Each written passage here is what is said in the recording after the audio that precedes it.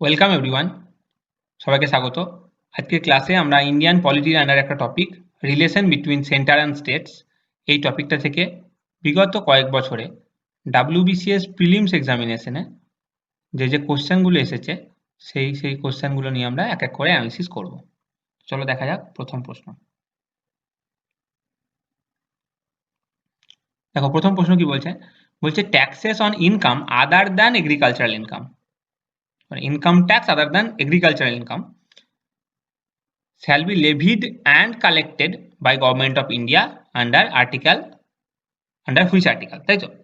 তার মানে বলছে ট্যাক্স যেটা tax on income other than agricultural income, মানে এগ্রিকালচারাল ইনকাম বাদ দিয়ে বাকি যেসব ট্যাক্স ইনকামের উপরে বসানো হয় সেগুলো সেন্টারের দ্বারা লেভিড হয় এবং কালেক্টেড হয়। এটা under which article of Indian constitution. তো তুমি যদি দেখো যে taxes which are levied and collected by the center, যেটা হচ্ছে ট্যাক্সেস আদার দ্যান এগ্রিকালচারাল ইনকাম, এটার আর্টিকেল কত? এটার আর্টিকেল হচ্ছে আর্টিকেল 269। আচ্ছা, এই যে আর্টিকেল 268 আছে, আর্টিকেল 268টা কি? এইখানে সেই সব ট্যাক্সের কথা বলা হচ্ছে যেসব ট্যাক্স কে লেভি করে, লেভিড বাই সেন্টার, তাই তো? Levied by centre but collected and appropriated by states. আর যদি বলে collected and appropriated by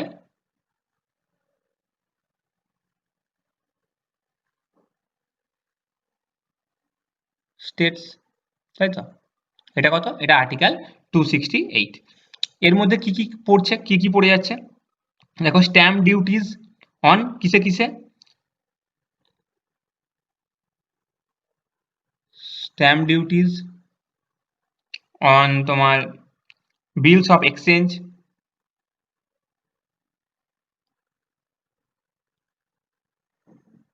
beans of exchange, তোমার চেকস, ঠিক আছে? তারপর তোমার পলিসিস অফ ইন্স্যুরেন্স, ঠিক আছে? তারপরে তোমার promissory notes, transfer of shares, এগুলো পড়ে যাচ্ছে, ঠিক আছে? এটা হচ্ছে তোমার আর্টিকেল 268। আচ্ছা, এখানে দেখো আর্টিকেল 270 আছে, আর্টিকেল 270 আছে, তাই তো? এই আর্টিকেল 270 কি বলছে? আর্টিকেল 270 যেটা, সেটাও হচ্ছে তোমার ট্যাক্স যেগুলো হচ্ছে levied and collected by centre, levied and collected দুটোই বাই সেন্টার, ঠিক আছে? বাই সেন্টার, আর ডিস্ট্রিবিউট হয় বিটুইন সেন্টার অ্যান্ড স্টেট। তাহলে অ্যান্ড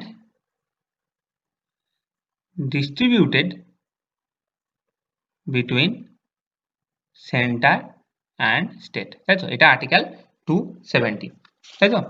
এটা আর্টিকেল কত? এটা হচ্ছে তোমার আর্টিকেল 270। আচ্ছা, আর্টিকেল 275 কি? এটা আমরা একটু পরে বলবো। হ্যাঁ, এটা হচ্ছে তোমার স্ট্যাচুটরি গ্রান্টস, এটা নিয়ে আমরা একটু পরে আলোচনায় আসবো। এটা তোমার এটা পরে কোশ্চেনে আছে, ঠিক আছে? আচ্ছা, তো তাহলে এখানে অ্যান্সারটা কি হয়ে যাবে? Taxes on income other than agricultural income shall be levied and collected by government of India. এটার আর্টিকেল হচ্ছে আর্টিকেল 269, ঠিক আছে? আর্টিকেল 268 কি? সেটা হচ্ছে সেরকম ট্যাক্স যেগুলো levied by the centre but collected and appropriated by the states. আর আর্টিকেল, আচ্ছা এটার উদাহরণ আমি বললাম stamp duties on bills of exchange, cheques, insurance, এগুলো। আর আর্টিকেল 270 কি? সেটা হচ্ছে ট্যাক্স যেটা levied and collected by centre but distribute হবে সেন্টার আর স্টেটের মধ্যে। এটা হচ্ছে তোমার আর্টিকেল 270। আচ্ছা, আরেকটা বলে রাখি তোমাকে, আর্টিকেল 269A টা তোমাকে একটু বলে রাখি, এটা এটা তোমার কাজে লাগতে পারে। আর্টিকেল 269A যেটা, এটা হচ্ছে তোমার লেভি অ্যান্ড কালেকশন অফ, এটা কি? GST, goods and service tax, তাই তো? Goods and service tax in course of কি? Inter state trade or commerce, inter state trade or commerce, তাই তো? আচ্ছা, এটা যেটা, ঠিক আছে, এটা তোমার লেভিড অ্যান্ড কালেক্টেড বাই, এটা হচ্ছে levied and collected by centre, ঠিক আছে? এটা levied and collected by centre. আচ্ছা, আর এটা ডিস্ট্রিবিউট কার মধ্যে হয়? এটা ডিস্ট্রিবিউট হয় সেন্টার অ্যান্ড স্টেটের মধ্যে, তাই তো? আচ্ছা, এই যে ডিস্ট্রিবিউশন যেটা হবে, ডিস্ট্রিবিউশন মেকানিজম যেটা ডিস্ট্রিবিউট হবে সেন্টার আর স্টেটের মধ্যে, এটা কার রেকমেন্ডেশনে হবে? এটা হবে তোমার জিএসটি কাউন্সিল যে আছে, জিএসটি কাউন্সিলের রিকমেন্ডেশনের উপর ভিত্তি করে ডিস্ট্রিবিউশনটা হবে, ঠিক আছে। আচ্ছা, তাহলে এটা যে জিএসটি অন ইন্টারস্টেট ট্রেড, এটা হচ্ছে আর্টিকেল 269A, 269A, ঠিক আছে। চলো নেক্সট কোশ্চেন দেখা যাক। দেখো এটা কি বলছে, in the classification of power in the constitution of India education falls in. আচ্ছা, এই কোশ্চেনটা আমরা আসছি, তার আগে আমরা একটা জিনিস দেখে নিই। দেখো, যদি তুমি ইন্ডিয়ান কনস্টিটিউশনে শিডিউল দেখো, তাহলে তুমি যদি 7th শিডিউল দেখো, এই 7th শিডিউলে ডিস্ট্রিবিউশন অফ লেজিসলেটিভ পাওয়ার আছে, তাই তো, ডিস্ট্রিবিউশন অফ লেজিসলেটিভ সাবজেক্ট। এই 7th শিডিউল অনুযায়ী আমাদের তিনটে লিস্ট আছে। একটা হচ্ছে আমাদের লিস্ট 1, একটা হচ্ছে লিস্ট 2, আর একটা হচ্ছে তোমার লিস্ট 3, তাই তো। আচ্ছা, এই যে লিস্ট 1 আছে, এটাকে আমরা কি বলি? এটাকে আমরা ইউনিয়ন লিস্ট বলি, তাই তো। এটাকে আমরা লিস্ট 2 কে কি বলি? এটাকে আমরা স্টেট লিস্ট বলি, তাই তো। আর লিস্ট 3 যেটা আছে সেটাকে আমরা বলি কনকারেন্ট লিস্ট, ঠিক আছে। তাহলে লিস্ট 1 হচ্ছে ইউনিয়ন লিস্ট, লিস্ট 2 হচ্ছে স্টেট লিস্ট, আর লিস্ট 3 হচ্ছে কনকারেন্ট লিস্ট। আচ্ছা দেখো, এটা আমরা বুঝতে পারছি ইউনিয়ন লিস্ট মানে শুধুমাত্র কার এখানে ল বানানোর ক্ষমতা আছে? এই সাবজেক্টগুলোর উপরে পার্লামেন্টে। তার মানে ইউনিয়ন লিস্টে যেসব সাবজেক্টের কথা মেনশন করা আছে সেই সব সাবজেক্টের উপর শুধুমাত্র পার্লামেন্ট ল বানাতে পারবে। আচ্ছা, স্টেট লিস্টে যেসব সাবজেক্ট মেনশন করা আছে, নর্মাল কন্ডিশনে, এই নর্মাল কন্ডিশন কথাটা খুব ইম্পর্টেন্ট, নর্মাল কন্ডিশনে শুধুমাত্র স্টেট লেজিসলেচারই তোমার স্টেট লিস্টের উপর ল বানাতে পারবে। তার মানে যদি কন্ডিশন নর্মাল না থাকে, তার মানে এমার্জেন্সি সিচুয়েশনে পার্লামেন্টও কিন্তু বানাতে পারে, সেটা আমরা পরে দেখছি। বাট নর্মালি ইউনিয়ন লিস্টের উপর ল বানাবে পার্লামেন্ট, ইউনিয়ন পার্লামেন্ট, আর স্টেট লিস্টের উপর ল বানাবে জেনারেলি স্টেট লেজিসলেচার। আচ্ছা, এই যে লিস্ট 3 কনকারেন্ট লিস্ট, এটা এই কনকারেন্ট লিস্ট যেটা আছে, এই কনকারেন্ট লিস্টের উপর কে কে ল বানাবে? এটার উপর তোমার দুজনেরই অধিকার আছে, তাই তো, বোথ। মানে পার্লামেন্ট, ইউনিয়ন পার্লামেন্টেরও বানাতে পারে, আবার স্টেট লেজিসলেচারও বানাতে পারে কনকারেন্ট লিস্টের উপর। আচ্ছা, যদি ধরো কোনো একটা সাবজেক্টের উপর দুজনেই ল বানিয়েছে, কনকারেন্ট লিস্টে এমন একটা সাবজেক্ট মেনশন করা আছে যেটার উপরে পার্লামেন্টও একটা ল বানিয়েছে, ধরো পার্লামেন্টে একটা ল বানিয়েছে আর স্টেট লেজিসলেচারও একটা ল বানিয়েছে এই সেম সাবজেক্টের উপরে, এবং দুটো ল ধরো একে অপরকে কন্ট্রাডিক্ট করছে। মানে ধরো পার্লামেন্টারি ল যেটা বলছে যে ধরো একটা জিনিস করো না, কোনো একটা সাবজেক্টের উপর ল বানিয়ে বলছে এই জিনিসটা করো না, আর স্টেট লেজিসলেচার ওই সাবজেক্টের উপর ল বানিয়ে বলছে ওই জিনিসটা করো। তাহলে সেক্ষেত্রে কোন লটা প্রিভেল করবে, কোন লটা টিকে থাকবে, কোনটা ল টিকে থাকবে না, এটা আমরা একটু পরেই আলোচনা করছি। এইটা নিয়ে একটা কোশ্চেন আছে, একটু পরেই আমরা এই কোশ্চেনটাই আসছি, ঠিক আছে। এটা আমরা আসছি, বলছি কোন লটা থাকবে এবং কোন আর্টিকেল অনুযায়ী, এটা এটা আমরা দেখছি একটু পরে, ঠিক আছে। আচ্ছা, তাহলে এই তিনটে লিস্ট ক্লিয়ার হয়ে গেল। তাহলে দেখো, এই তিনটে লিস্ট যেটা আছে সেটা আমি বললাম কোন লিস্টের উপর কার কার ল বানানোর ক্ষমতা আছে। এবারে কোন লিস্টে কটা সাবজেক্ট আছে সেগুলো আমি একটু বলে দিচ্ছি। দেখো, এই যে ইউনিয়ন লিস্ট আছে, তোমার ইউনিয়ন লিস্ট আছে, এই ইউনিয়ন লিস্টে তুমি যদি অরিজিনাল দেখো, অরিজিনালি সাবজেক্ট ছিল হচ্ছে 97টা, বর্তমানে আছে হচ্ছে 98 সাবজেক্ট। অরিজিনালি কটা ছিল? 97। তাহলে যেটা আমি বাইরে লিখলাম 98, এটা হচ্ছে অ্যাট প্রেজেন্ট ইউনিয়ন লিস্টের সাবজেক্ট সংখ্যা, আর যেটা ব্র্যাকেটে লিখলাম সেটা হচ্ছে অরিজিনালি ছিল, ঠিক আছে। আচ্ছা, যদি তুমি স্টেট লিস্ট দেখো, তাহলে স্টেট লিস্টে যদি তুমি অ্যাট প্রেজেন্ট দেখো তাহলে কটা সাবজেক্ট? 59, ঠিক আছে। আর তুমি যদি অরিজিনালি দেখো তাহলে 66, ঠিক আছে। অরিজিনালি 66, বর্তমানে আছে 59। আচ্ছা, যদি তুমি কনকারেন্ট লিস্টে দেখো যে কটা সাবজেক্ট আছে এখন বর্তমানে, তাহলে কনকারেন্ট লিস্টে দেখবে তুমি বর্তমানে আছে 52টা সাবজেক্ট, 52টা সাবজেক্ট, আর অরিজিনালি ছিল কটা? 47।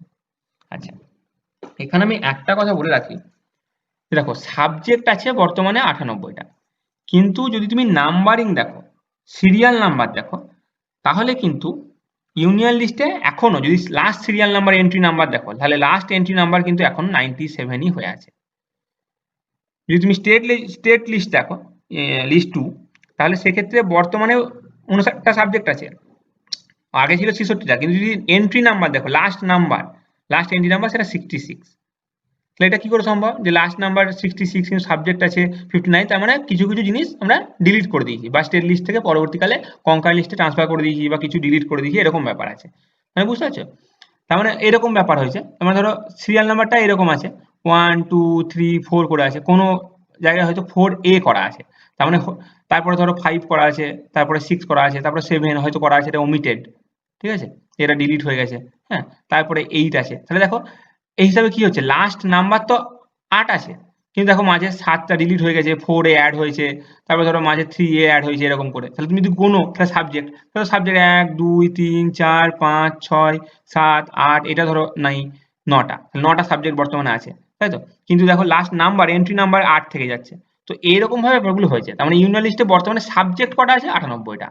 অরিজিনালি ছিল কটা? 97টা। তো এই যে 97 যেটা ছিল অরিজিনালি, সেই নাম্বারিংটা থেকেই গেছে। তার মানে এখনো যদি লাস্ট এন্ট্রি দেখো তাহলে নাম্বারিংটা আছে 97, ঠিক আছে? সেরকম ভাবে এখানে বর্তমানে আছে 59টা স্টেট লিস্টে, অরিজিনালি ছিল 66টা, এবং লাস্ট নাম্বারিং, হ্যাঁ, লাস্ট এন্ট্রি যদি দেখো তাহলে 66 আছে, তাই তো?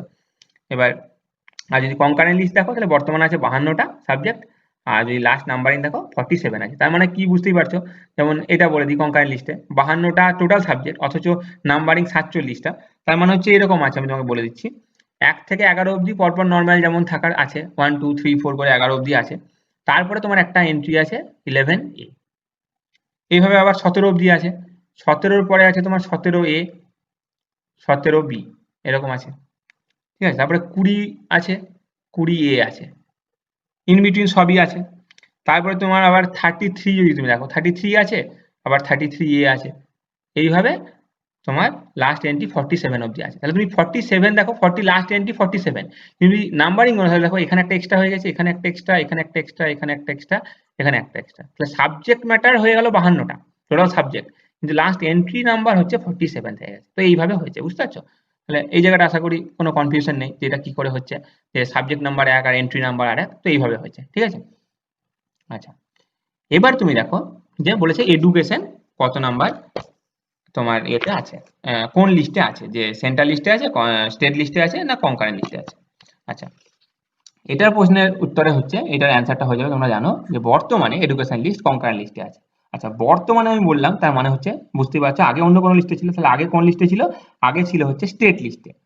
আচ্ছা, তুমি যদি 42nd কনস্টিটিউশনাল অ্যামেন্ডমেন্ট 1976 দেখো, এই 42nd অ্যামেন্ডমেন্ট, কনস্টিটিউশনাল অ্যামেন্ডমেন্ট 1976 এ পাঁচখানা সাবজেক্ট, পাঁচখানা সাবজেক্ট,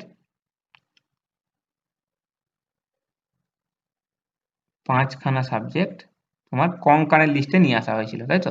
কোথা থেকে? স্টেট লিস্ট থেকে। তাহলে ট্রান্সফার হয়েছিল স্টেট লিস্ট থেকে কোন লিস্টে? কনকারেন্ট লিস্টে, তাই তো?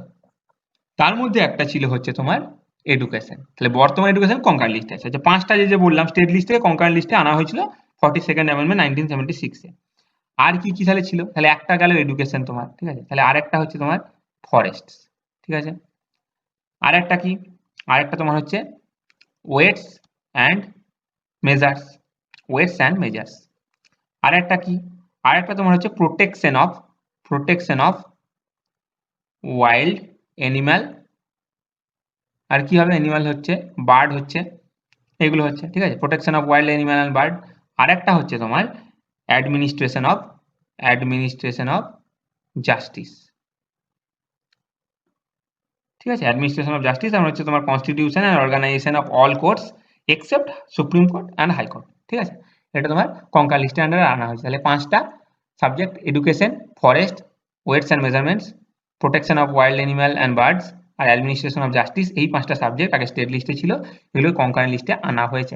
সেই জন্যই দেখো তুমি আগে যে অরিজিনালি কনকারেন্ট লিস্টে 47টা ছিল, এখন পরবর্তীকালে তোমার 52টা হয়েছে, ঠিক আছে? আর এই পার্লামেন্ট, ইউনিয়ন লিস্ট বা স্টেট লিস্ট, এগুলো কি হয়েছে, কিছু ডিলিট হয়েছে, কিছু পরে আনা হয়েছে, এইভাবে ব্যাপারগুলো হয়েছে, যে এইগুলো ভ্যারি করে গেছে ওইভাবে, ঠিক আছে? যে পরে কিছু আনা হয়েছে, অ্যাড করা হয়েছে, কিছু ডিলিট হয়েছে, এরকম ভাবে নাম্বারগুলো, যে অরিজিনালি আছে 98 বাট সিরিয়াল নাম্বার অনুযায়ী 97, এই ব্যাপারগুলো ওইভাবে হয়েছে, ঠিক আছে? যে যত বছর গেছে কিছু ডিলিট হয়েছে, কিছু অ্যাড হয়েছে, এইভাবে। তো এখন তাহলে এই অ্যান্সারটা education falls under concurrent list. চলো এবার নেক্সট কোশ্চেন। আচ্ছা, under which article of the Constitution of India can the Parliament make laws under the residuary powers? আচ্ছা, দেখো আমরা এক্ষুনি পড়লাম কি, যে আমাদের তিনটে লিস্ট আছে, তাই তো? আমাদের শিডিউল 7 অনুযায়ী, 7 শিডিউল অনুযায়ী তিনটে লিস্ট আছে, লিস্ট 1, লিস্ট 2 আর লিস্ট 3। লিস্ট 1 এর ল কে বানাতে পারবে পার্লামেন্ট, এটার লিস্ট 2 এর স্টেট লেজিসলেচার নর্মাল কন্ডিশনে, আর লিস্ট 3 বোথ, তাই তো তিনজনই বানাতে পারবে। আচ্ছা এবার দেখো, এটা তো একটা ওভারঅল একটা আইডিয়া দেওয়া আছে কনস্টিটিউশনে, যে ওভারঅল একটা আইডিয়া দেওয়া আছে যে হ্যাঁ এই লিস্টে যদি সাবজেক্টটা থাকে তাহলে পার্লামেন্ট বানাবে, এই লিস্টে থাকলে স্টেট বানাবে, আর এই লিস্টে থাকলে দুজনেই বানাবে। আচ্ছা এবার তো সাবজেক্ট তো অনেক হতে পারে, যা কিছু ধরে সব তো কনস্টিটিউশনের শিডিউলের মধ্যে লেখা সম্ভব নয়। তো যেহেতু সম্ভব নয় সব, বা পরবর্তীকালে এমন একটা সাবজেক্ট হলো যেটার উপর ল বানানো দরকার হয়ে পড়লো এরকম টাইপের, তার মানে রেসিডুয়ারি সাবজেক্ট যেগুলো, রেসিডুয়ারি মানে কি, তার মানে এমন একটা সাবজেক্ট যেটা তোমার এই যে লিস্ট 1 এও মেনশন করা নেই, লিস্ট 2 এও মেনশন করা নেই, লিস্ট 3 তেও মেনশন করা নেই, এরকম যে কোনো সাবজেক্ট মানে হচ্ছে রেসিডুয়ারি সাবজেক্ট, তাই তো। তার মানে রেসিডুয়ারি সাবজেক্ট মানে হচ্ছে এটা লিস্ট 1 এও মেনশন করা নেই, লিস্ট 2 তেও মেনশন করা নেই, লিস্ট 3 তেও মেনশন করা নেই, এমন কোন সাবজেক্টের উপর ল বানানোর কার ক্ষমতা আছে? এমন কোন সাবজেক্টের উপর ল বানানোর ক্ষমতা আছে শুধুমাত্র ইউনিয়ন পার্লামেন্টের, তাই তো।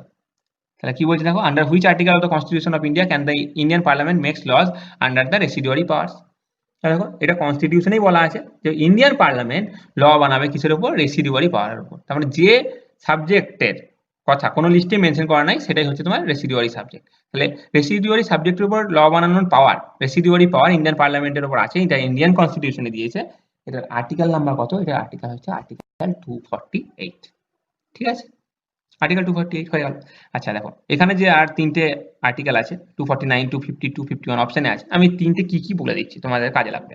দেখো আমি বলেছি একটা কথা প্রথমে যখন 7 শিডিউল পড়ছিলাম, দেখবে নর্মাল কন্ডিশনে যে স্টেট লিস্টে যে সাবজেক্ট আছে নর্মাল কন্ডিশনে সেইগুলোর উপর শুধুমাত্র স্টেট লেজিসলেচারই ল বানাতে পারবে, নর্মাল কন্ডিশনে বলেছিলাম, কিন্তু কন্ডিশনটা যদি নর্মাল হয়।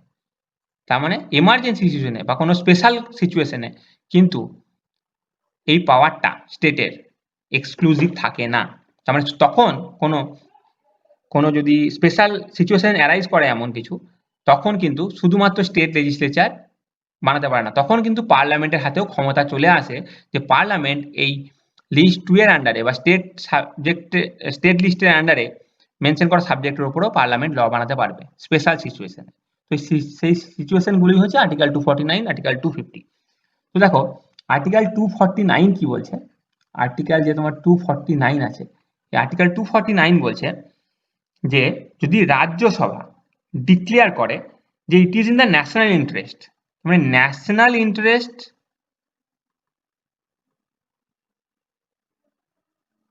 উপর দাঁড়িয়ে যদি রাজ্যসভা একটা রেজলিউশন পাস করে দিয়ে বলে যে ন্যাশনাল ইন্টারেস্টের জন্য হ্যাঁ এটা প্রয়োজনীয় হয়ে পড়েছে যে পার্লামেন্ট স্টেট লিস্টের মেনশন করা আছে এমন কোনো সাবজেক্টের উপরেও ল বানাতে পারবে, তাহলে সেক্ষেত্রে কিন্তু পার্লামেন্ট ল বানাতে পারবে।